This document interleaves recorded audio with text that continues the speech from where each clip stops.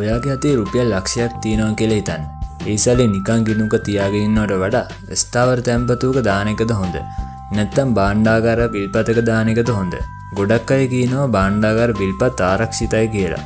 තවත් අය කියනවා ස්ථාවර තැන්පතු ලේසියි කියලා. මුලින්ම ස්ථාවර තැන්පතු නැත්නම් FD එක ගැන බලමු. ඔයා බැංකුවක රුපියල් ලක්ෂයක් ස්ථාවර තැන්පතුවක දානවා. ඒ මුදල් නිශ්චිත කාලයකට බැංකුවේ තියාගන්නවා. ඒ වෙනුවෙන් බැංකුවට පොලියක් ගෙවනවා. උදාහරණයක් විදිහට අද බැංකුවක් අවුරුද්දකට 110ක පොලියක් දෙනවා කියලා හිතමු. රුපියල් ලක්ෂයකට අවුරුද්දකට පොලිය රුපියල් 10000. ඒ කියන්නේ අවසානයේ රුපියල් 1,10,000ක් වගේ වෙන්න පුළුවන්. හැබැයි මේක සරල උදාහරණයක් විතරයි.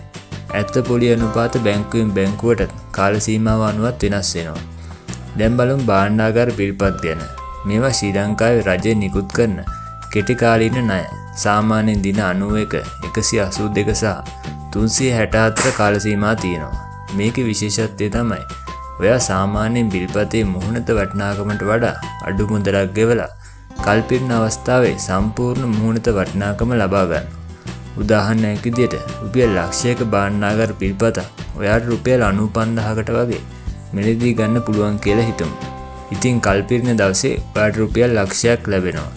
ඒ අතර වෙනස තමයි ඔයාගේ ආදායම. අන්න ඒ වගේ. දැන් තමයි වැදගත්ම ප්‍රශ්නේ. මොකක්ද හොඳ? ඒක ඔයාගේ අවශ්‍යතාවය අනුව වෙනස් වෙනවා. ඔයාට පහසුකම් වැදගත් නම් FD එක වඩා පහසු වෙන්න පුළුවන්. ඔයාට දැනටමත් බැංකු ගිණුමක් තියෙනවා. මුදල් දානවා, කාල සීමාව තෝරනවා. ඒක සරලයි.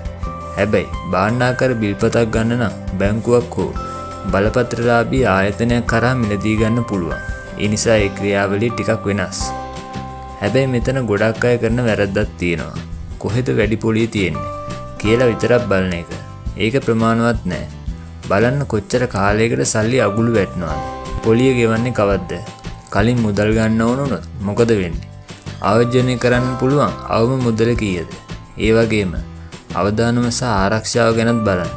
භාණ්ඩාගාර විල්පත් කියන්නේ අපි රජයට මුදල් ණයට දීලා නියමිත කාලයකට පස්සේ මුදලක් ලබා ගන්න ක්‍රමයක්. ඉතින් ඔයාට රුපියල් ලක්ෂයක් තියෙනවනම් මුලින්ම බලන්න මේ සල්ලි හදිසි අවස්ථාවකට අවශ්‍ය වෙයිද? අවශ්‍ය වෙන්න පුළුවන් නම් ඔක්කොම සල්ලි දීර්ඝ කාලයකට අගුළු දාන්න කලින් දෙපාරක් හිතන්න. මේක ඔයාගේ අතිරේක ඉතුරුමක් නම් FD සහ Treasury bills දෙකේම වත්මන් පොලිය අනුපාත, කාල සීමා සහ කොන්දේසි සංසන්දනය කරලා තීරණය කරන්න.